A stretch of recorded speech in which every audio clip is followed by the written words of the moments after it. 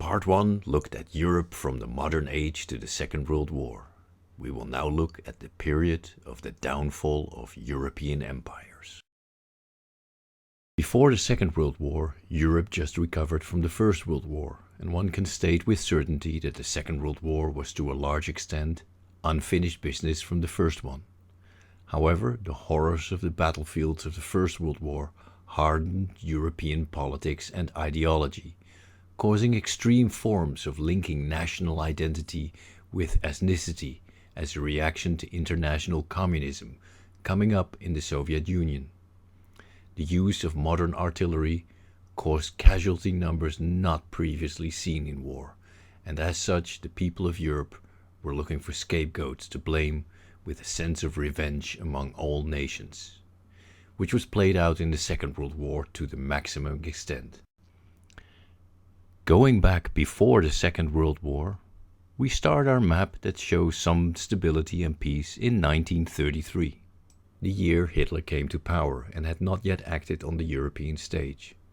This map is very different compared with the map after the Second World War, and mostly valid for the period 1933 to 1918. The end of the First World War saw the re-establishment of Poland in 1918, after it was split up more than 100 years before between Germany, Prussia at the time, Austria and Russia. Newly established, the nationalist Poles invaded former Russian territory in 1921 to annex land that previously used to be part of the Polish Commonwealth, incorporating Ukrainian, Belarusian, Lithuanian, German and Russian territories, setting an initial precedent for the grudges for the Second World War. The year 1921 equally saw the independence of the Republic of Ireland, after a war of independence with the Irish Republican Army. Before 1921, Ireland was the unhappy Catholic annex of Great Britain.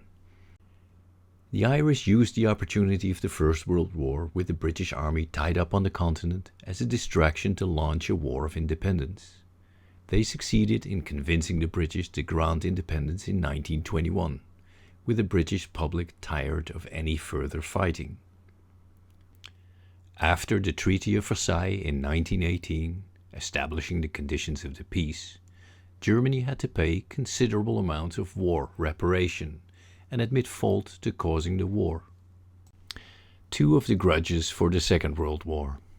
They also had to cede territory to the newly established Polish Republic, splitting the country in two in the north as Poland demanded a harbor in the form of Danzig, now Gdansk. However, as you can see, Germany in 1918 is still considerably larger compared with the map after the Second World War, still incorporating the original Prussian territories in the east, bordering Lithuania, now ceded to Poland in 1945. The Baltic states were given independence, which they lost again under Soviet rule in 1945. The end of the First World War saw the complete dissolution of the Austro-Hungarian Empire. The empire was already in decline, and soldiers recruited from the non-German-speaking nations showed high reluctance to fight for their empire during the First World War, losing on many fronts. The end of the war saw the creation of Czechoslovakia for the first time, an independent Hungary, an expanded Romania incorporating current Moldova, which up to this day is mostly Romanian-speaking. Austria itself got reduced to its current-day borders, and thus the empire was reduced to a nation-state. Italy got rewarded for siding with the Allies, fighting the Austro-Hungarians with mixed success. At the end of the war, Italy gained territory from what is the current-day Slovenia and Croatia, which they lost again after the Second World War. 1918 saw the first-time creation of the Kingdom of Yugoslavia, with a Serbian prince ruling as King Alexander I. The rule would be an unhappy one, plagued by ethnic tension between the different religious groups. While the war on the Western Front would still continue for a year, the Russian Revolution in 1917 would see the dawn of communist rule in Russia. This sparked the disintegration of the Imperial Russian army, unable to fight any foreign powers. When this happened, the Finns declared themselves an independent country, separating themselves from Russia in 1917. Most wars after the Napoleonic Wars 100 years earlier lasted for less than a year, and the fighting could be considered a single campaign to settle disputes between nations, settled in a single bloody battle lasting a day. The winner could demand terms and the loser settled for peace, either by losing territory or having to pay repatriation. Everyone expected this pattern at the start of the First World War in 1914. The unpredicted stalemate and continuation of the First World War for 4 years created a situation of pure devastation, only outdone by the Second World War, in which entire generations of young men were fed into a meat grinder, blown to smithereens by artillery barrages. The war was a transition war, in which armies would still field cavalry divisions that look remarkably similar as they did during the Napoleonic era, 100 years before. A year before the commencement of the First World War in 1913, Germany was at the zenith of its power, and covering the largest territory it would ever reach, an industrial juggernaut about to overshadow Great Britain, and having ambitions to build a navy that would rival the British Navy.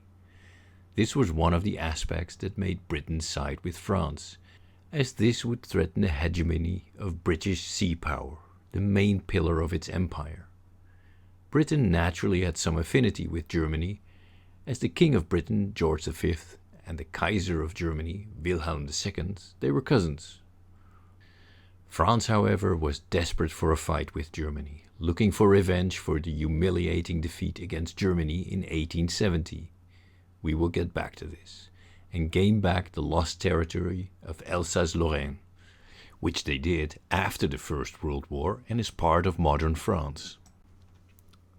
On the other side, Russia felt threatened by the alliance of Germany and Austro-Hungary, sharing the entire length of its western border.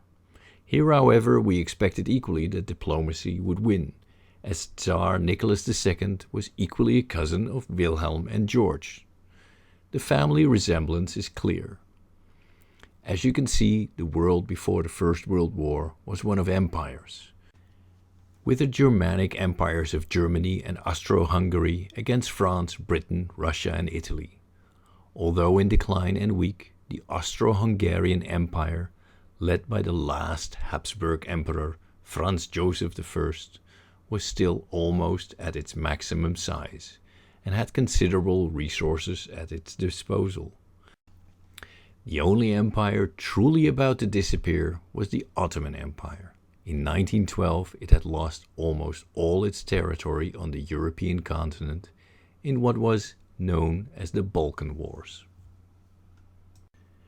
This was a string of wars between 1911 and 1912 that led to the independence of Romania, Bulgaria, Macedonia, Albania, Montenegro, and Serbia.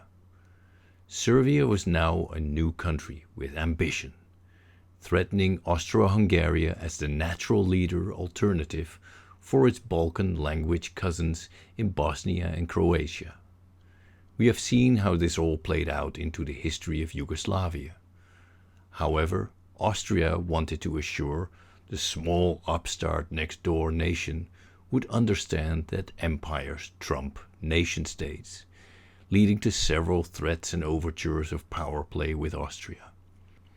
Russia, however, saw this as a means of influence on the Balkans, wanting to, quote-unquote, help its Orthodox Serbian brothers against the evil Catholic Austrians.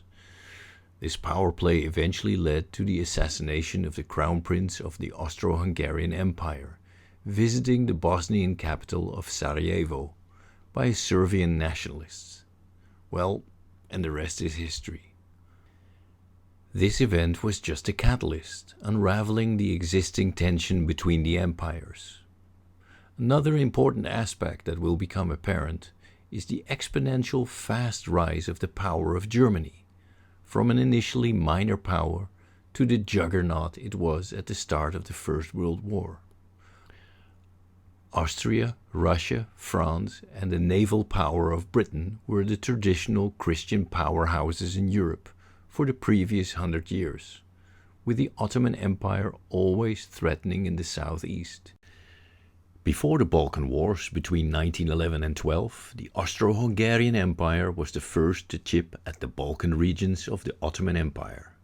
What is now Bosnia-Herzegovina was already virtually enveloped by the Austro-Hungarians and thus easy picking. They incorporated it in 1909, holding on to it for the 5 years before the First World War, where in 1914 the Archduke was assassinated in the capital of this region, Sarajevo, as said, and the rest is history. In some ways, the ambition of the Austro-Hungarians to expand in the Balkan became their undoing. The map of 1908 shows that the Ottoman Empire used to be a force to be reckoned with, covering almost the full extent of the Balkan region. It can be clearly seen how the last large Muslim empire fighting in Europe left diasporas of Islam in the continent. This map truly shows the zenith of the age of empires in the east of Europe, with a minimal number of smaller independent nation-states. The enormous rise of Germany was remarkable and a considerable threat to the other, more established empires. Even though the traditional powers were antagonistic and at frequent war with each other, they understood their histories and always dealt with each other. Germany suddenly propelled into this world, and this was bound to come to a climax like the First and the Second World War. We will now go back in history again and explore how the establishment of this zenith of empires unfolded. First, we need to note the independence and final establishment of Norway in its current form. Norway became independent of Sweden, the most dominant power of the upper Scandinavian countries. I suppose we can therefore say the map between 1905 and 1871 was the zenith of empire. I hope you liked this video. I tried to make the maps as accurate as possible and do indicate if you see mistakes or you disagree with my analysis. I appreciate well-founded criticism and will try and incorporate it in the next videos, and I will definitely engage with you.